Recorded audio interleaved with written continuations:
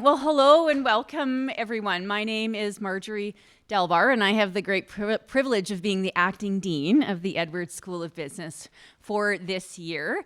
In the beginning, I was joking and telling people that means I get a corner office for just 1 year, less than a year at this point. But I realized in some of the older buildings on campus, it's not a great thing to have a corner office when it's minus 35 outside. But I am nonetheless thoroughly enjoying this opportunity that I get to represent Edwards, all of our faculty, students, our staff, and our alumni. And I see lots of alumni in the audience today. I would like to acknowledge that we are gathering here today on Treaty 6 territory and homeland of the Métis.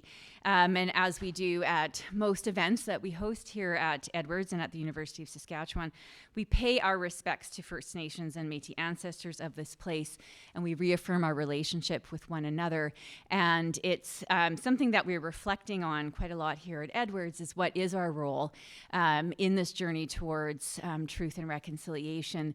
And I often go back to thinking to the calls to action of the TRC, and call to action number 92 speaks directly to the corporate sector and asks them to start implementing frameworks and policies around reconciliation. And so that's one of the concrete steps that we're doing here at Edwards is we are starting with acknowledging the land that we're on, but then thinking about what we can do to build forward on that. And I know that's what we're making available to students now as part of that Bachelor of Commerce program. So really proud of some of those steps, but also recognizing we're at the beginning of that journey. I am delighted to have you here to join us on this very special occasion, the 18th annual Gordon and Maureen Haddock Entrepreneurial Speaker Series. This is an amazing event that we host annually at Edwards.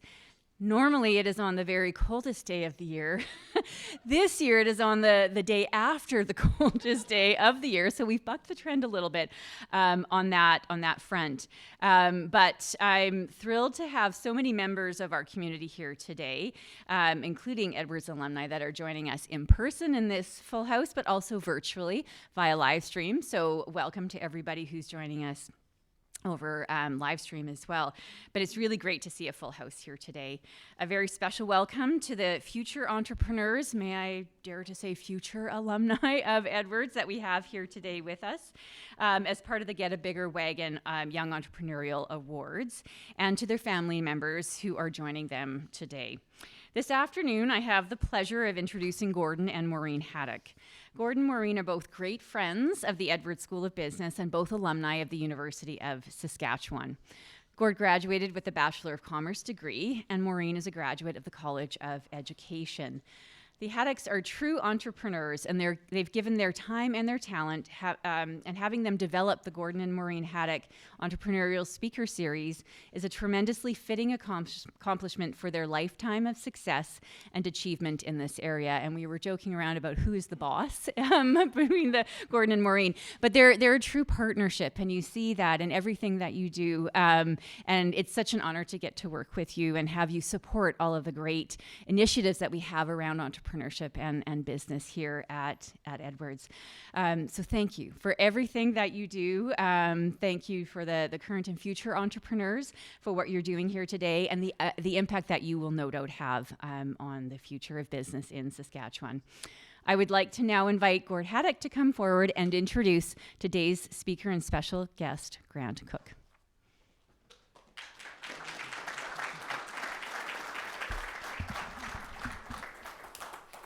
Just move that out of the way a bit in case I get into French. I was born in Montreal, so sometimes, I get a little bit of this. But you're right. Every year it is so cold when we have, and yesterday was a swearing day when you went outside and said, "Oh, gee, it's so cold out." So this is a real treat and a real something different for our speaker series. Quick housekeeping. If you got your phones, please turn them off or turn them down or whatever, so that we don't have those calls from your roommate saying we need a dozen beer for the party tonight. So, and I also want to make sure that the winners of our Get a Bigger Wagon awards. And the participants, please stay after this event because we're going to have some photos with the winners. And the participants, we've got a little package for you as well. Now, the main event. 1985 was an important year for two reasons. One, I had started smoking in 1961 when I was in grade 6. And in 1985, I quit smoking. The second reason was in 1985, that was the year our guest speaker graduated from the College of Commerce, or what's now known as the Edwards School of Business. Now, both being graduates of the College of Commerce, albeit nearly a decade and a half earlier for me, is not the only similarity Grant and I have. And I'm not talking, Grant, about our good looks and our talent, but I have another list. Number one, we're both from small towns. I grew up in Rosetown. Grant grew up in Outlook, which on the map is only about that far apart. It's like 50 miles. My first trip to Outlook was when I was 8 years old, and my mom and dad were taking me to a church camp. And I thought it was for a day. Surprise, it was for a week. And that's where I got my first taste of independence. Now, both of us worked in the family business. I grew up in a drugstore, and I had a lot of important jobs. I started there in grade 1, and I was in charge of the garbage department, sweeping, and dusting departments. And I'm quite sure that, Grant, you grew up in a restaurant, that you had some work opportunities of your own. And I don't know, what departments you headed at that time. I have a few ideas. But it was a great place to grow up in a family business. You learned a lot. Now, I know my status, and I'm positive Grant's status went up when we both got to run the till. Now, we both love meeting the public, but I think the thrill was handling the cash. And I think that's still true today, probably for both of us. But that's where the similarities end.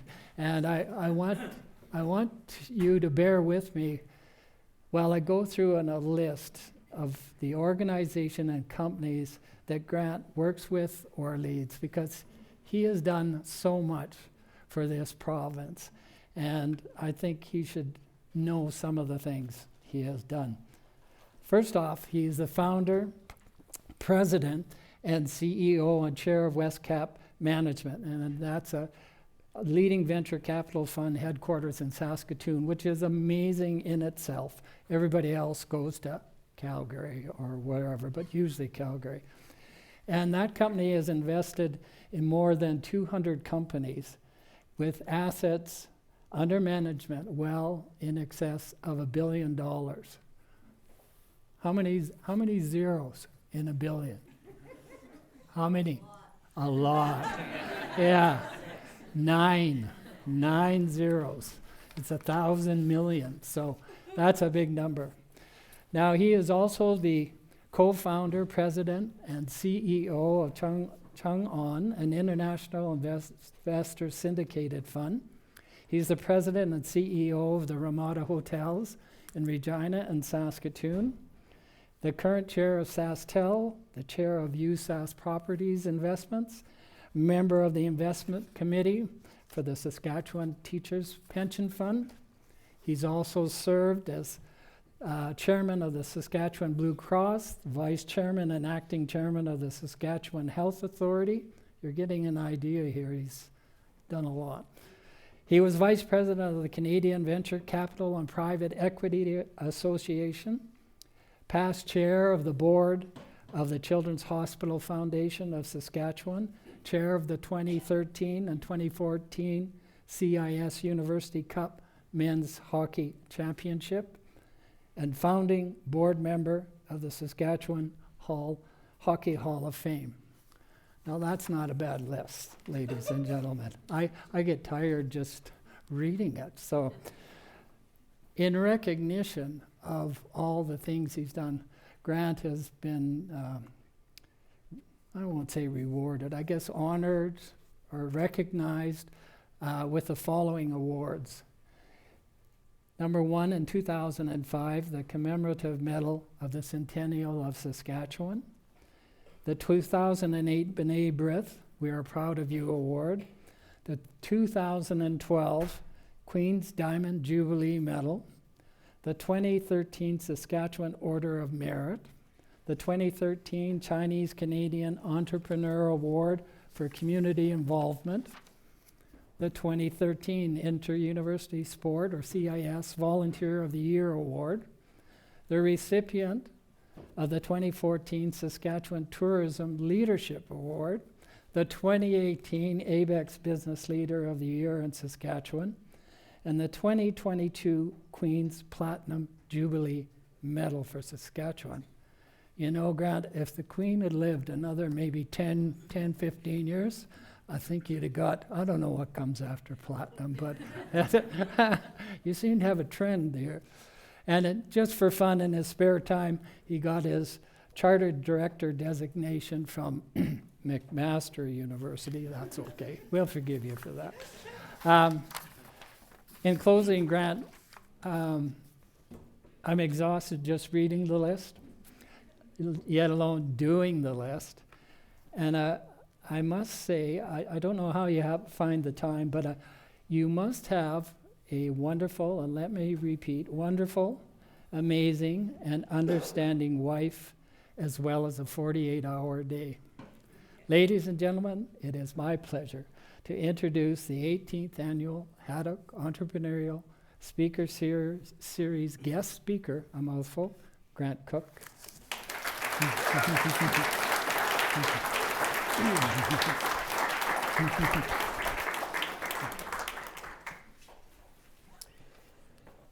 So, Gord, thank you very much. Given I'm at the university and there's lots of students here, you guys would all know by now that you can buy those resumes off the internet. And so I did, but it's already been read, so too late. So sad. Anyway, let me start by qualifying one thing. I'm not a billionaire. So for all those young entrepreneurs looking for money, I'm not a billionaire in terms of wealth.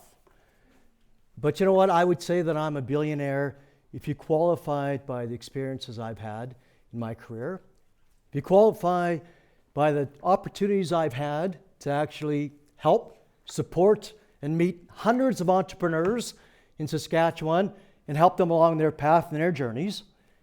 And I would be a billionaire if you qualified by the fact that along the way I've made friendships that cover the breadth of everything from First Nations to new immigrants to even you, Brad, to, so the breadth of friendships you make along your journey of entrepreneurism, you know what? I guess I would say I'm a billionaire, and that's more important than by wealth. And so success will come, and as it comes, wealth will come with it. And I would tell you, to the young people in this room, don't chase wealth, chase success. To Gord and Maureen, Marjorie, our acting dean, and to the College of Commerce, thank you for welcoming me back to my alma mater and to speak about my journey ever since I graduated in 1985. Yeah, I think back, and the way I behaved, I didn't think I would ever be invited back to university, unless it was to buy a round at Louis. I did a lot of that. And all of us know that undergraduate degrees, College of Commerce, or perhaps arts, or perhaps you're in education, we all know that undergraduate degrees are 4-year degrees. Unless you do what I did, I have a double major in both finance and Louis. So that took me 5 years. And if you work really hard at it, you can get that with distinction. So I would challenge you to do that. But I'm pleased to be here to talk about entrepreneurship and through the lens of my journey, and in the hopes that I can inspire some of the youth that are in this room and those that are online to become entrepreneurs, because it's important in a lot of different ways. The vast majority of private sector jobs in Canada, up to about 90%, are because of entrepreneurs that create small and medium-sized businesses from 5% of the population. That's pretty staggering. The health of our economy, the backbone of our economy, is about entrepreneurship. Entrepreneurs are responsible for trillions of dollars of economic activity across Canada through the provinces, which results in, I know you won't like to hear this, corporate and personal taxes, which in turn creates more disposable income. I don't know what level of commerce students are here, but more disposable income, which in turn creates more taxes. GST, the PST, gas tax, and I'll look at you guys, sin taxes in terms of alcohol and tobacco. But that's okay, because all of those things helps pay for healthcare, education, social services, and even a little bit of post-secondary education. In fact, the chair that you're sitting on might come because of other entrepreneurs. Think about that. So, is entrepreneurship important? Absolutely. So no matter what stripe of government is in power, federally, provincially, regardless of the stripe you vote, all governments support entrepreneurship and encourage it for that very reason. And that's why it's important to support the Haddock speaking series and the generosity that you guys have shown, why we support the Rajmatic mentorship program, junior achievement in high schools, women entrepreneurs, collabs, and I could go on and on of all the programs that stimulate entrepreneurship that you should get to know if you don't. The OECD, for those who don't know what that stands for, Organization for Economic Cooperation and Development. What do they say entrepreneurship is by definition? So let me read it so I don't get it wrong. Enterprising human action in the pursuit of the generation of value through the creation of expansion of activity by identifying and exploiting our new products, processes, and markets. God, I hope my bio didn't sound like that. So what does that mean? Well, they could have simply, in terms of the OECD, but then they wouldn't have any more work to do. If they simply just said, an entrepreneur recognizing an opportunity to create something new. So along my journey, I'm gonna, and been asked to give you some life lessons in terms of what I've learned. You know, if you pick up one or two, great. If you think I'm full of crap, that's great too. Wouldn't be the first. So let's start right now with entrepreneur life lesson number 1. And you guys are going to help me keep track of how many entrepreneurial life lessons I give you today. And then you're going to tell me at the end how many were worth listening to and how many weren't. Entrepreneurial life lesson number 1, given I'm a private equity investor as well, is this. If you can't explain to me in an elevator pitch, and soon that elevator is in Warman, so it's only 2 floors. If you can't explain to me what you're talking about in your business in that elevator pitch, I'm not investing in you, and you've lost the crowd. So, to the OECD, if you're going to do that, do a better job of it.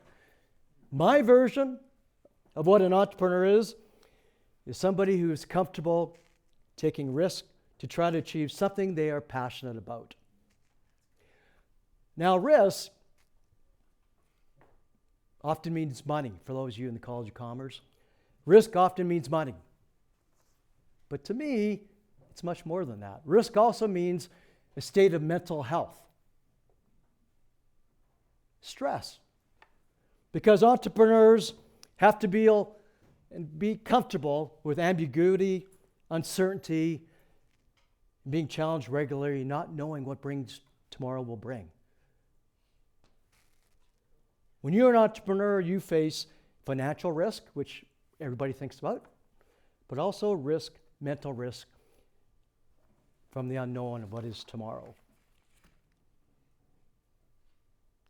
We're generally creatures of habit, right? So we generally like to get up and we're creatures of habit. You mentioned my wife. Well, if we weren't creatures of habit, I would have been gone a long time ago. And so when you become an entrepreneur, you actually are in contrast to what we normally like. Get up, brush our teeth, have a cold beer, whatever you do. We're creatures of habit. An entrepreneur has to buck that, and therefore has to take on that ambiguity of what tomorrow will bring. You need passion, because there are a lot of tough times being an entrepreneur, and what's going to get you through that is your passion and your perseverance to get through it. You've all likely heard of the success rates of entrepreneurs. Only 50% of them get it to survive by year 5. I prefer to be more of an optimist and say 50% made it to year 5. Because you're going to need that too as an entrepreneur. And the reason I say 50% of startups only make it to year 5 is because 75% of all the entrepreneurs started their own business. They didn't buy a business.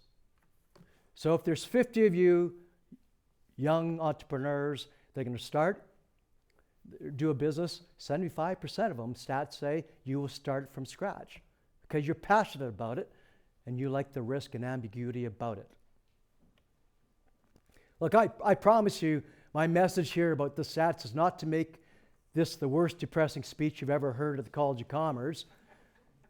But there's a saying, you get what you pay for. This was free, and I'm not charging. So you get what you pay for.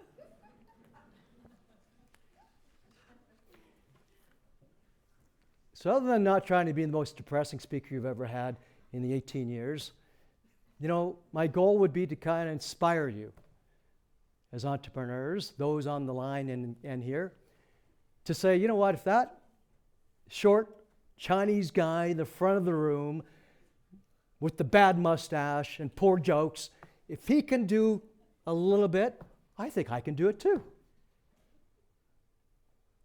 And as I walk you through my journey, there'll be some life lessons that I will show you and talk to you about that I encountered, and hopefully put you in the same aha moment and go, hey, I can relate to that. Or when that happens, you know that road and that journey has been well traveled.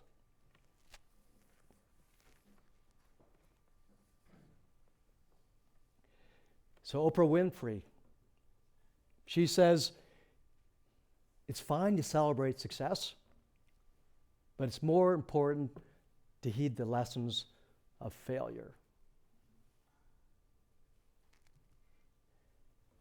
The Haddock series heeds those lessons of failures from entrepreneurs that are in this province. I want to give back just like the Haddocks want to do, so that when you go down that path, it saves you some headache, it saves you hopefully some money. And as I've said recently, it gives you the comfort to know that we've walked the same journey that you will be walking or you're traveling today. Entrepreneurs come from all different ways of life. They come from different locations. They come from different sizes, colors. There's no resume that tells you are an entrepreneur. They come from all walks of life. The people in the back row who didn't want to get too close to me because I have dentures and I spit. I don't, actually. You could be sitting right next to the next Elon Musk or developing the next AI technology. You really could be. Most of you probably don't know that Elon Musk has roots all the way back to Saskatchewan, given his grandfather was from Herbert, Saskatchewan. So be nice to the person next to you. It could get you invited to the White House if you wanted to go.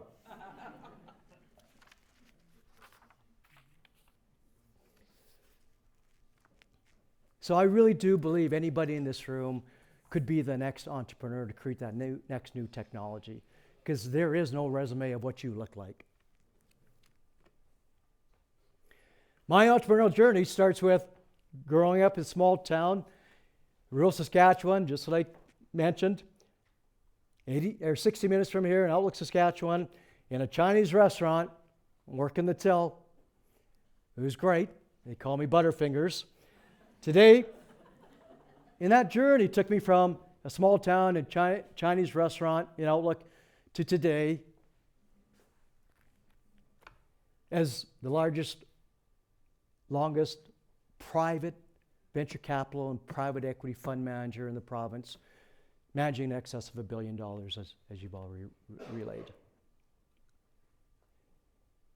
Ironically, as I think about it, and I was asked to speak, ironically, I didn't know I was going to be an entrepreneur, and now I'm actually an entrepreneur that supports entrepreneurs no matter what stage of growth their company is, whether it's at growth or exit. Our funds support entrepreneurs from cradle to grave as they're starting out to all the way to succession planning and retirement. It's ironic, this coming from a guy who didn't even know he was an entrepreneur. And again, to reiterate, you don't have to know you are one. There's no resume.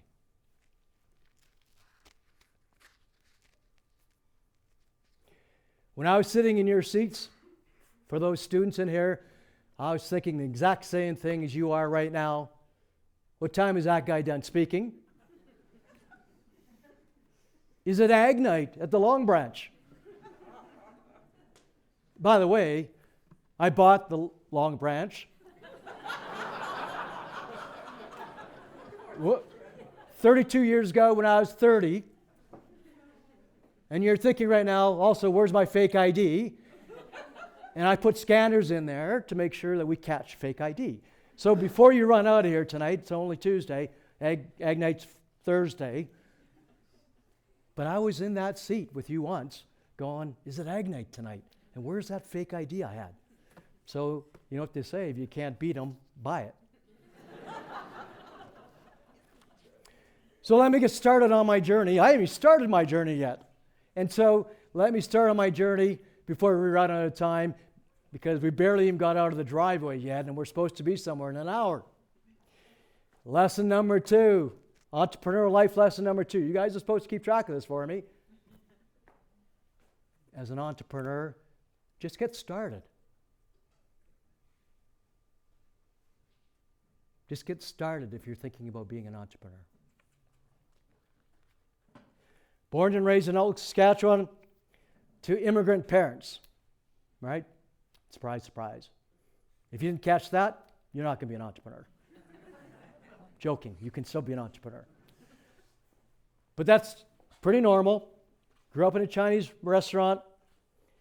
We were expected to work every day.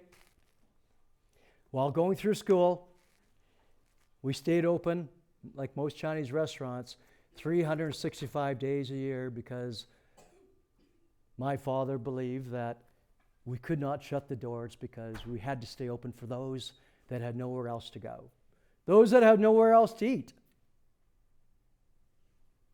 And so we were always open. And we didn't want for much, but we never had holidays, but that's okay. Entrepreneurial life lesson number 3. You're supposed to tell me what number I'm on. The chicken balls we served at Chinese restaurants weren't really chicken. And if you batter something enough times, nobody can tell. Strike that. That's not a life lesson. And I'm also kidding to all the Chinese restaurant owners in here. I apologize. But my father, you know, he was larger and louder than life. And he was pretty big on Coffee Row, right? Chinese restaurants were Coffee Row. That's where you found out what's going on in the community. For the young people, you may not know that. As I look back, having been the chair of SaskTel now for 17 years, Coffee Row was synonymous to the internet. That's where you found things out. That's where you learned things. Grew up with 7 siblings. I was the best looking one. I think they're online, so. 7 siblings. I was the first boy. Supposedly that means something in the Chinese culture. But we grew up pretty much like all Chinese restaurants, and maybe all immigrants did. And you had small, medium-sized enterprises, and you worked hard. You worked and toiled hard, and you were an entrepreneur. And you were able to save money and give back to your community. And that's the way we were brought up. My younger brother, in case he's on the line, is the head coach of the women's hockey team here. And I say that for none other than people don't think that Chinese people know how to skate. Because there's hardly any of us in the NHL, but we do. I was a goalie. Somehow my brother got it to be a coach. But anyway, we do know how to skate. So when I was asked to talk about, how does your upbringing reflect who you are today? It's a good question. And I thought, geez, what would I say about that? And I think you don't think about that until you're much older. And maybe that's because we have more time sitting in our rocking chairs. Maybe it's because we're sitting around waiting for a delayed airplane flight. Or is it maybe because the younger generation is too busy building their life, their families, and their careers, and you're looking forward versus looking backwards, which you should be. But when I look back, I would say my father was a philanthropist long before the word philanthropist was used today in the ways that we use it so often, and the ways that this university encroaching on $500 million in their campaign, it's amazing. So I think he was a philanthropist before we knew really what the term was. When he passed 23 years ago, he left what he had to minor sports in the town of Outlook so that they could never raise fees for hockey and ball, so that kids can always have the ability to play no matter whether they had wealth or no wealth. They could play. They weren't going to be discriminated against on money and wealth. The highest form of giving is anonymous giving. When he passed away, many families came to his funeral and said, you know what, your dad had been paying the fees and the equipment for my family so they can enjoy sports, and he only had one condition. You could never tell anybody. Because if you told somebody, he was worried the families would feel less worthy.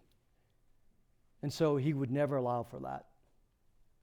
So that's the highest form of giving. So why do I tell that story?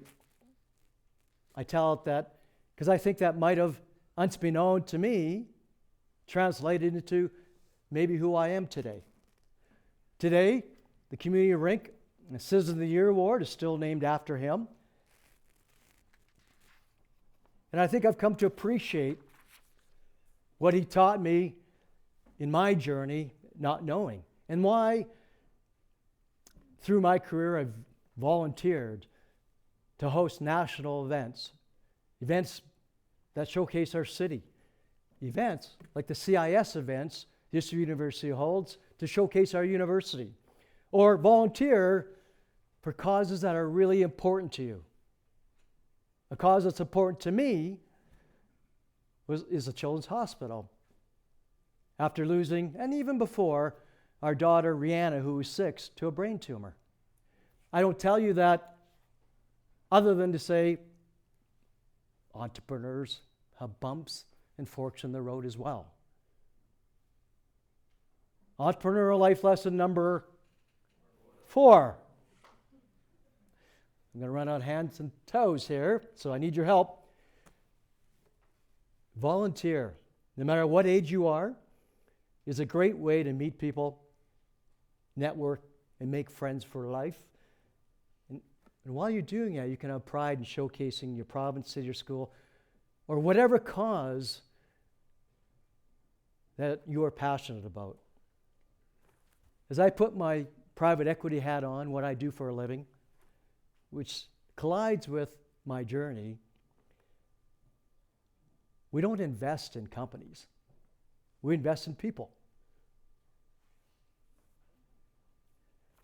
And when we invest in people, we invest in their moral character and their goodwill, who they are. What type of person are you? There are 2 types of goodwill. One that you guys pay heavily for, because my son's in commerce right now. One that you pay heavily for, that you learn in class about goodwill on your balance sheet. But there's another type of goodwill, and that is your moral character. How you behave, how you react. And to those really young kids in here, or those at the university, it's never too late to start building that. You have that asset today. You don't grow up and get that asset called your brand and your goodwill. You're born with it, maybe not as a baby, but as soon as you can actually get up and say, you know what, that's a great cause. I'd like to volunteer and help. You build that asset that's innate inside you, and you all have it. What you decide to do with it is up to you. Because if you don't do something right with it, it also becomes a liability. Taking you back to people invest in people, not companies.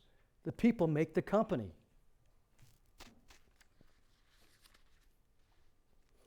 As the leaders and entrepreneurs of tomorrow, they're in this room. They're online. So get involved in building your good character, networks. I couldn't be more thrilled when I do events or bump into Maureen at events to see young people there. We never feel being intruded on when a young person comes up and asks us a question, do we? Never. In fact, it makes our day where we say, well, it's better than having someone come up and complain to me about something. I'd rather inspire somebody, and you have such a clean slate to work from. Looking back, maybe I was an entrepreneur all my life. Gord talked about working in Roasttown, and I'm working in Outlook at the same time, a few years later. Maybe I was an entrepreneur all my life. I remember as a young person, I remember my job was to stack the pop bottles in the back. Having access to the pop bottles, I remember taking those pop bottles and running down the street to the co-op and selling them. So I was either an entrepreneur from my early days, or I was a thief. It's a fine line. I'd like to think I was an entrepreneur. But we did do that. I remember as a young age, growing up, I would always have a deck of cards. And so I grew up playing cards in our family. And so when a customer had something to eat, I would cut a deck of cards with them. And if he lost, he would pay double. I would get half, my dad would get half. And if he won, my dad didn't get anything, and we were all good, right? So private equity always wins. No. And so maybe I was an entrepreneur all my life, and I didn't know it. But we were expected to finish high school and then go to university. And it brought me to the College of Commerce. And I did finish with a finance and economics major. I did finish in the 5-year period. Louise was in every term. But on weekends, I would go back to my enterprising business back in my dad's restaurant, because that was too good to give up. Coming out of university, I joined a two-man consulting firm, became a partner after the first year, and that was my first foray into the big boy world of entrepreneurship. What would we do? We would do business plans, and we would help Saskatchewan manufacturers, technology companies, exporters maneuver themselves through the government grant system. In those days, there was no patient, private risk capital available. But because of the importance of which I said you the stats, governments of all stripes had to fill the void. And they did that by a myriad of government grants, federally and provincially. So my job was to sell our services, which was, if you hire me, I will actually go and act on your behalf to those government agencies and seek out government financing for you to grow, because there was no patient capital. And they didn't have the time or the energy. They're too busy being busy, as entrepreneurs do. How would I get anybody to pay attention to me? Good looks? No. Height? No. Jokes? No. Landed on 100% contingency. You only have to pay me if I get you a bunch of money. I'm sure everybody here will put up their hand if you take that offer. So easy. I got work. There's a flaw in the model. The flaw in the model was I would get this government grant, manufacturing facility, going to build a new robotic facility for $4 million. They'd give me a contract and said, your client, I'll give him $2 million. And I'd say, well, hang on, that's not enough. The flaw in the model was you had to have a matching $2 million of equity to get the $2 million grant. Well, to me, that was stupid. The whole reason we got government grants is because there's no money. Flaw in the business plan. Okay, we're entrepreneurs. Now what do we do? If I don't find the $2 million of equity, they don't get the grant, I don't get paid because of the 100% contingency. Problem. We have two choices, two paths on our road as entrepreneurs. Sit down and cry, have another drink, or we get up and we figure it out. That's the path that we took. The path that we took was, in those days, there was tremendous wealth being built up in Asia. Well, I thought I could do this. I'm Asian, right? I'm from Outlook. So tremendous wealth is being raised and accumulated in Asia because it was a country that was really on fire. I'll go to Asia. They'll give me some money. Problem. I had no money. How do I get there? Well, how about you lean on your craft? So I got a government grant to go there. And it would pay for half your airfare, and it was called a PEMD grant for anybody that's as old as me. I can remember form was this long, and it would tell you, you have to tell them what product and market you're going to, and you can set up trade show booths, and you can market your product, and you get 50% of your costs paid for. So I got one. Landed in Asia. Spent some time looking for money for our clients. But through that period, something happened. The federal government launched what was called the Federal Immigration Program. And the Federal Immigration Program provided the opportunity for wealthy immigrant investors from around the world to come and get residency in Canada if they invested in an approved eligible fund. that invested in their local jurisdiction.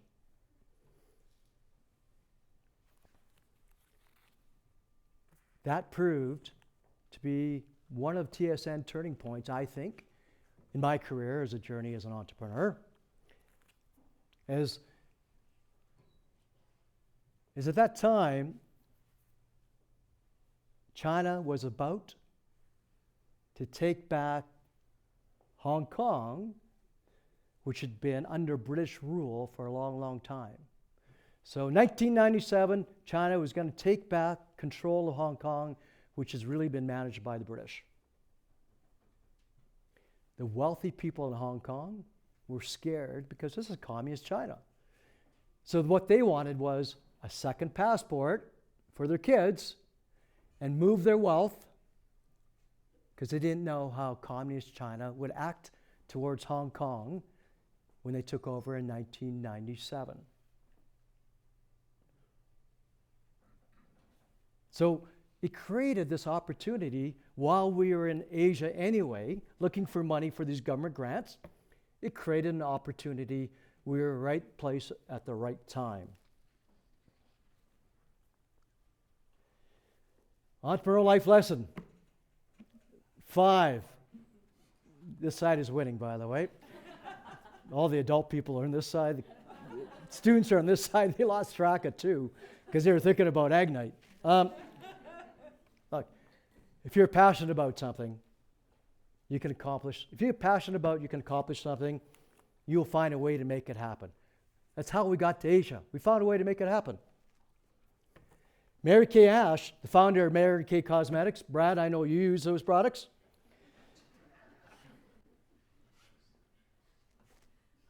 Here's what she lives by.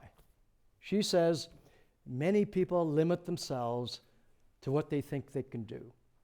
If you limit yourself to what you think you can do, you will not overcome the little bumps in the road just because you don't think you're going to do them.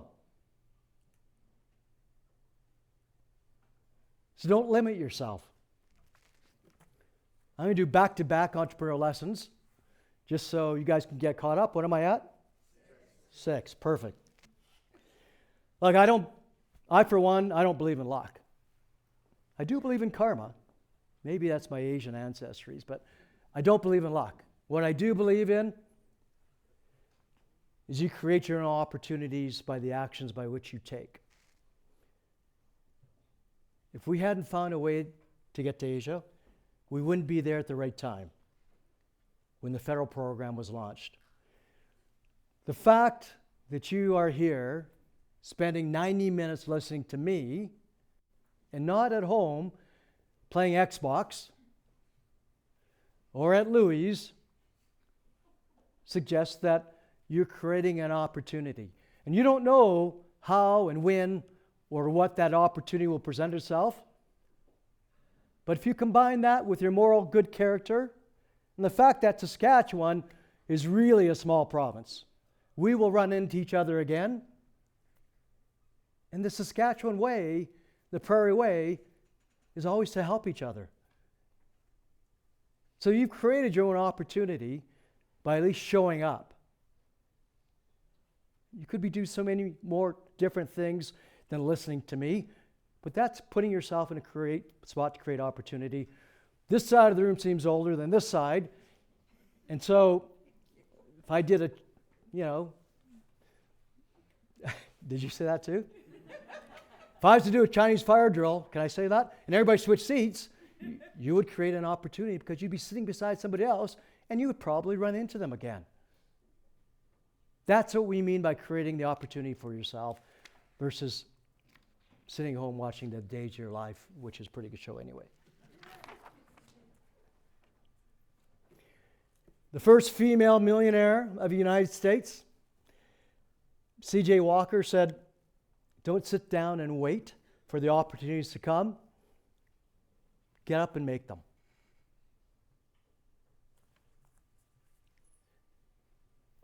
So that first immigration fund that was launched, that we got approved, we raised over $20 million from over 100 high net worth investors from Hong Kong. From people that didn't know where Saskatchewan was. All they knew, all we had to tell them was where it was from Disneyland and Vancouver. That's Vancouver. So, and every dollar that we raised had to be invested back in Saskatchewan, and nobody knew where Saskatchewan was. So I remember my first PowerPoint presentation. It had a map, Vancouver, Disneyland. Oh, okay, that's where we are.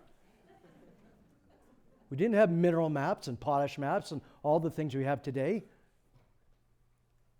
And so that would be the first fund, formal fund, that came under management. And so when I tell this story,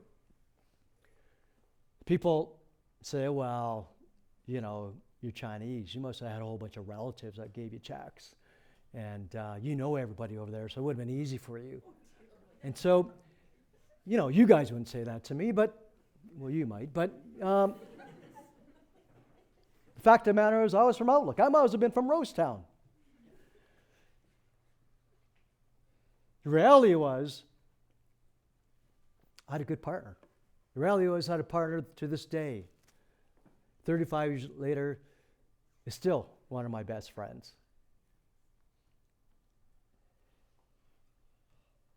Entrepreneurial life lesson number 7. Who said 8? Okay, well, you skipped a grade. That's great. So along your journey as an entrepreneur and in life, you're going to find people who want you to succeed or who don't want you to succeed. People who are going to take more from your plate. And those that support you, encourage you, and add to your plate. You're going to run into people that take more than give to you. This person added to my plate. And that's why 35 years later, we're still very good friends. And when you're starting out, you're going to want to, and I did, you want to meet everybody to create opportunities, right? I just said that, create opportunities. But quickly after you meet the person, based upon what they say and their behavior, you need to decide at some point whether they are a taker or a giver. Do they add to your life? Do they add to your plate? Or they take from it? Now, for young people, that's hard. But when you think about people around you, even as a young person, or certainly an more elderly person, you can actually see the givers and the takers. Surround yourself with those that add to your plate, because along the way, as an entrepreneur, you need passion and you need people that support you and give to your plate, not take you down and beat you down.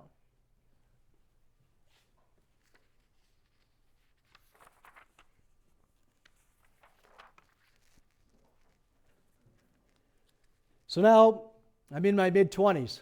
Like, I'm only at my 20s, and I'm 90 right now, so how long do we have? 2 minutes? You're serious? Really? Okay, I gotta hurry. So, okay, I gotta hurry. I gotta run through this.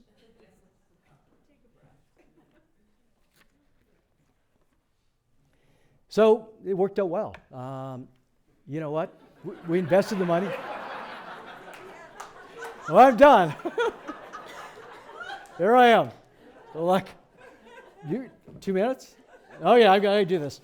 Okay, so 9, 10, 11. Don't do this. I do have 11. So, look, it worked out well. We returned the money. Investors made it happy. But right, same time, what happened next? A lot of the immigration funds shut down, got into trouble because they weren't properly managed. Our reputation allowed us to now manage and take over troubled funds. And the reference point was all of our investors gave us references, and so your brand carried you to the next opportunity. But because so many funds went down, the federal government shut it down and said no more private sector immigration funds. If you're going to invest in Canada through a fund, you're going to do it through called the One Window Program, the federal government's fund.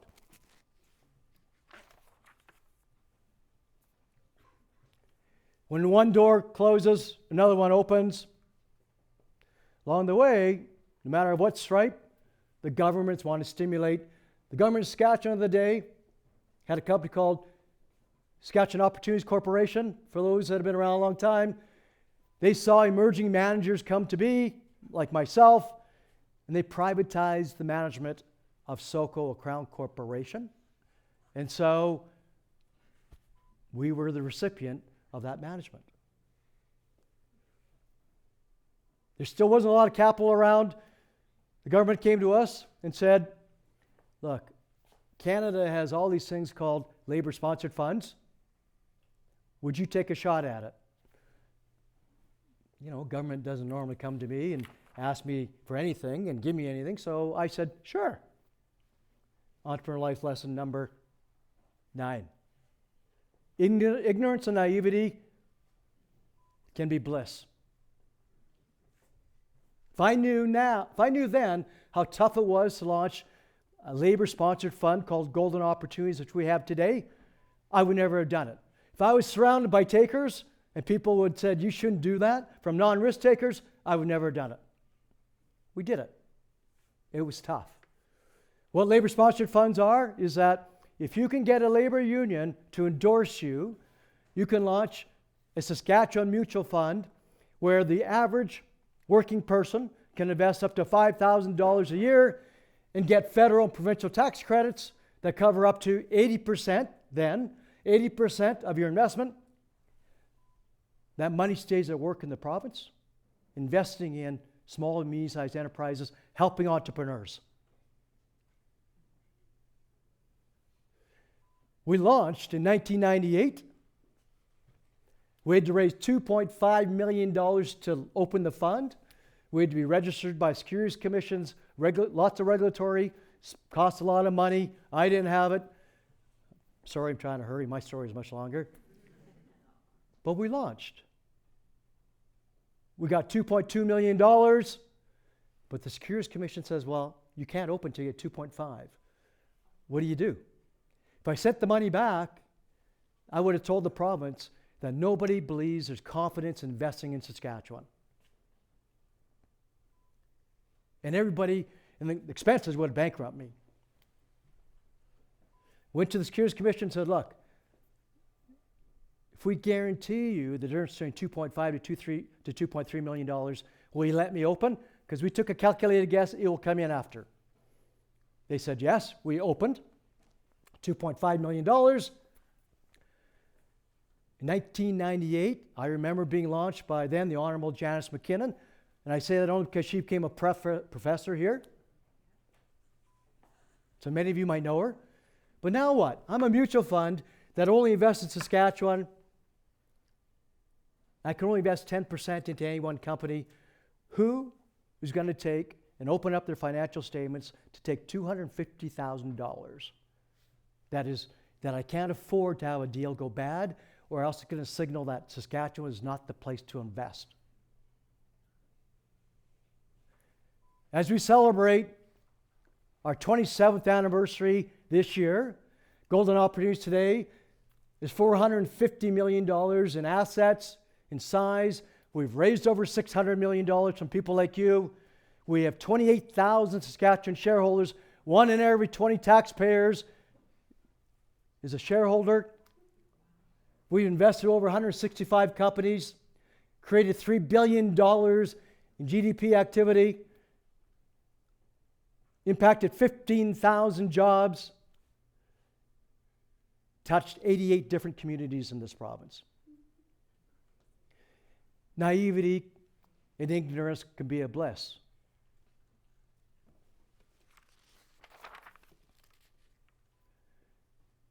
We went on to do a couple economic and social funds. I believe if I'm going to be a Saskatchewan home-based fund, which is different versus being in Bay Street and Wall Street, where you're just a cold-hearted number. Anybody here from Toronto? Sorry.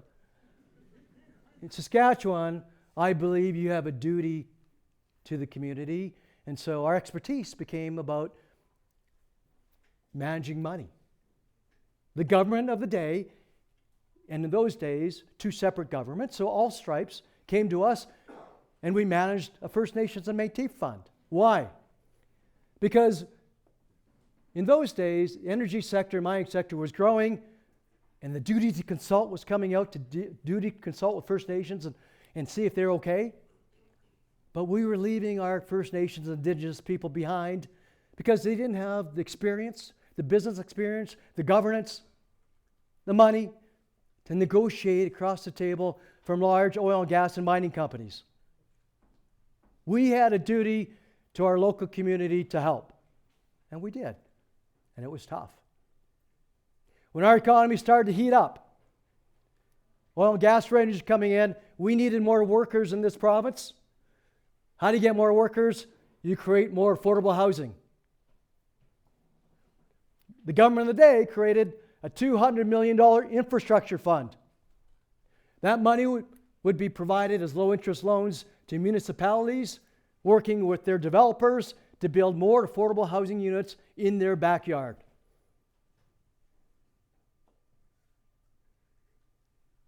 That fund created $677 million in economic activity. We turned $200 million 2.8 times to $480 million in loans, built 2,700 new affordable housing units. 91% of them were bought by first-time home buyers. Those are economic and social funds. And we did them because we have a duty to our community as you grow and become an entrepreneur. And I don't think you should ever forget, no matter how big you get, where your roots are from.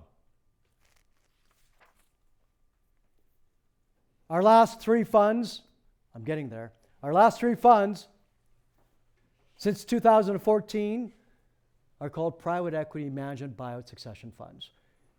So we started as talking as an entrepreneur.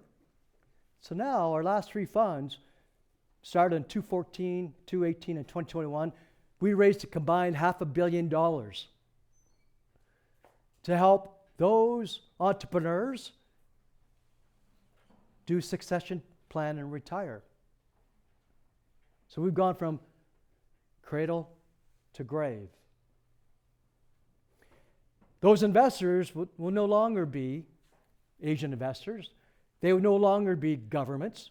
They would be the largest credit unions in Western Canada, RBC, BMO, pension funds, investors that actually are looking for, and high net worth investors looking for alternative asset classes to invest along a fund manager that wanted to keep great, long-standing Saskatchewan and Western Canadian companies local owned versus somebody from Bay Street or New York coming in and buying one of our great companies down the street and then consolidating the head office to Toronto.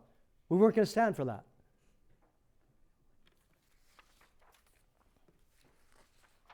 I skipped 4 life lessons for you guys.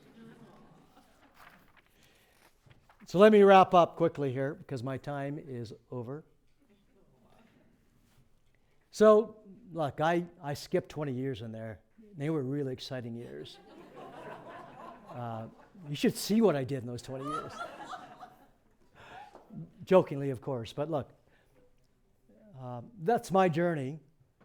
Growing up as in a Chinese restaurant, as potentially a thief or a card shark, to today, the largest standing private equity fund manager in this province. And we're proud, we say that because we're proud of it, that we're from here, we're not going anywhere.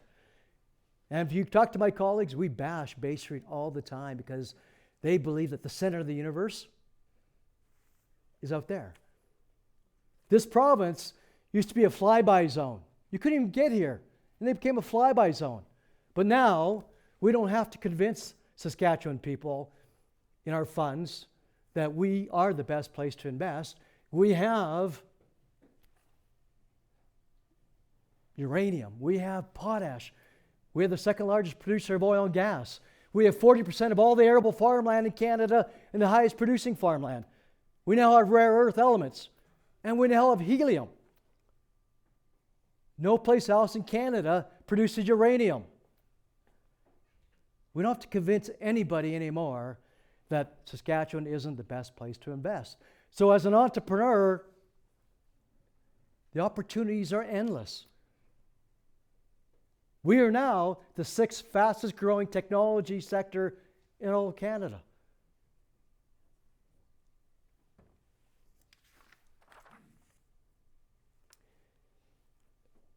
We spend countless hundreds of hours and dollars doing technical due diligence on the sector, the company, the opportunities, and the risk of everything we look at.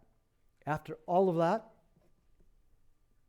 the overriding asset we look at, going all the way back to my opening, is really about the entrepreneur. It's about your passion that you have for the business that we're investing in. It's about your goodwill and moral character, and it's the asset that you all have today. And so after all of that technical work, it comes back down to you as the entrepreneur. And I would tell you, I've looked at the other speakers.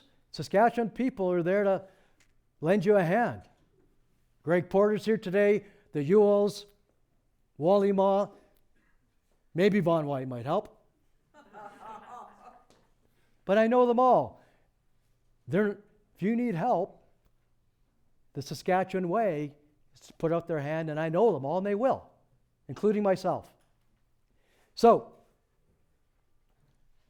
as Mark Twain would say, 20 years from now, you'll be more disappointed about the things you didn't do than the ones you did do.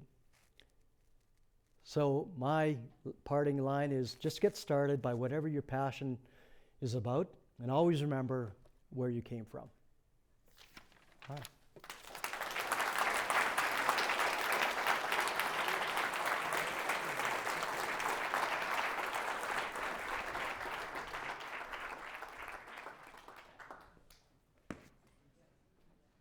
Did I run out of time? Are we? Pardon me? Yeah, maybe after. Okay. Thank you so very much, Grant. And I don't know, I think I would give you points for your jokes. So thank you. Thank you very much. And you might be surprised, or might not be surprised, the average years to completion for the BCom degree is, I think, at least 5, who I have some colleagues in. So I don't know if that because they're getting a double major in Louis, but they're working, and they're working hard, and I think they're really, really engaged. So all of your points, thank you so very much.